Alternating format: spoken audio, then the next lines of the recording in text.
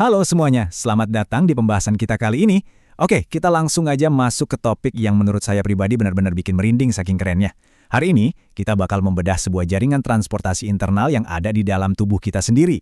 Skalanya itu luar biasa masif, dan fungsinya sangat esensial bagi kelangsungan hidup kita. Kita sedang membicarakan sistem peredaran darah manusia, alias jalan raya kehidupan kita.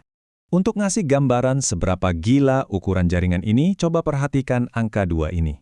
Tahu nggak kalau seluruh pembuluh darah dari satu orang dewasa normal itu ditarik dan disambung memanjang, panjang totalnya cukup untuk mengelilingi kelilin bumi kita 2 kali lipat. Bayangin aja, ada jalan raya biologis yang luar biasa panjang, terlipat dengan sangat rapi dan lagi beroperasi secara aktif di dalam tubuh Anda detik ini juga. Dan jaringan supermasif ini benar-benar menjangkau setiap sudut terdalam tubuh kita loh. Di dalam jalan raya tanpa ujung ini, tubuh kita secara konstan mengalirkan lebih dari 5 liter darah setiap saat. Darah ini terus-menerus bergerak, nggak pernah berhenti sedetik pun, bawa semua komponen kehidupan dari ujung kepala sampai ke ujung jempol kaki Anda. Nah, mari kita masuk ke bagian pertama, mekanisme inti, pompa dan pipa.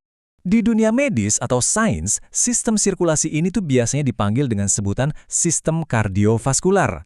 Kalau kita bedah dari akar kata bahasa Latinnya, istilah ini benar-benar pas. Kardio itu artinya jantung, dan vaskulo artinya pembuluh darah.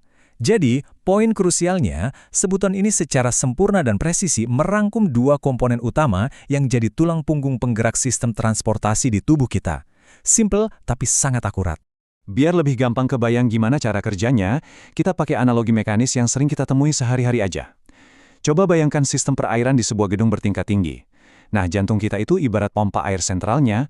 Pompa biologis ini kerja keras tanpa lelah buat mendorong cairan, yakni darah kita, melewati pipa-pipa yang sangat rumit dan panjang, yang tentu aja adalah pembuluh darah kita.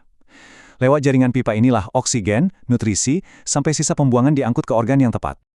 Sekarang, buat ngerasain langsung sepenting apa fungsi sistem ini, yuk kita lakuin eksperimen kecil-kecilan bareng. Pernah nggak Anda nyoba nahan napas cukup lama? Coba deh lakuin sejenak sekarang. Tarik napas dalam-dalam, terus tahan. Tahan sebentar aja. Oke, lepasin. Gimana rasanya pas nahan napas tadi? Dada kerasa sangat sesakan?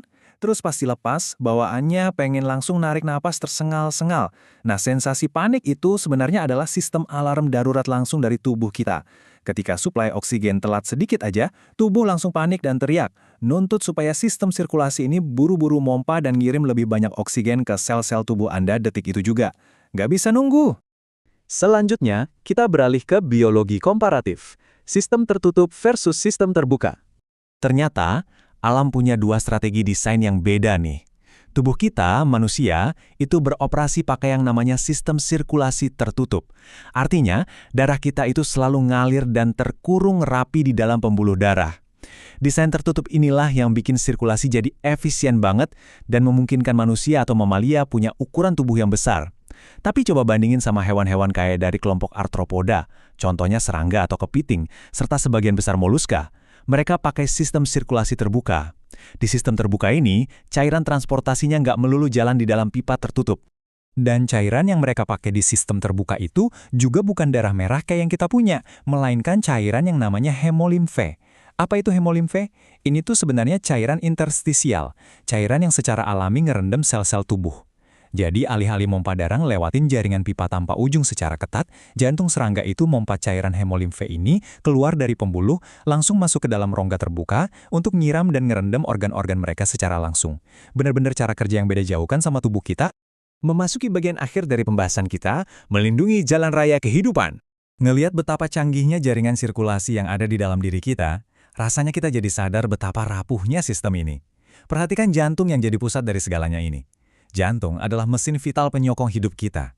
Bayangin aja, kalau pompa sentral ini ngadat atau berhenti kerja sebentar aja, seluruh jaringan transportasi yang panjangnya 2 kali keliling bumi tadi bakal langsung mati total. Itulah sebabnya, jaga pola makan dan gaya hidup sehat itu bukan cuma sekedar saran basa-basi dari dokter. Tapi itu adalah tindakan mutlak dan sangat krusial buat melindungi kelangsungan hidup kita sendiri. Jadi, sebagai penutup, saya mau ninggalin satu pertanyaan sederhana buat Anda renungkan. Anda kan udah ngelihat seberapa masif dan luar biasanya sistem sirkulasi ini. Jadi, gimana nih cara Anda melindungi jaringan transportasi vital sepanjang 2 kali keliling bumi yang memompa 5 liter darah Anda ini hari ini? Pilihan gaya hidup seperti apa yang bakal Anda ambil buat ngerawat mesin utama ini? Teruslah belajar, terus rawat tubuh Anda, dan sampai jumpa di pembahasan seru berikutnya.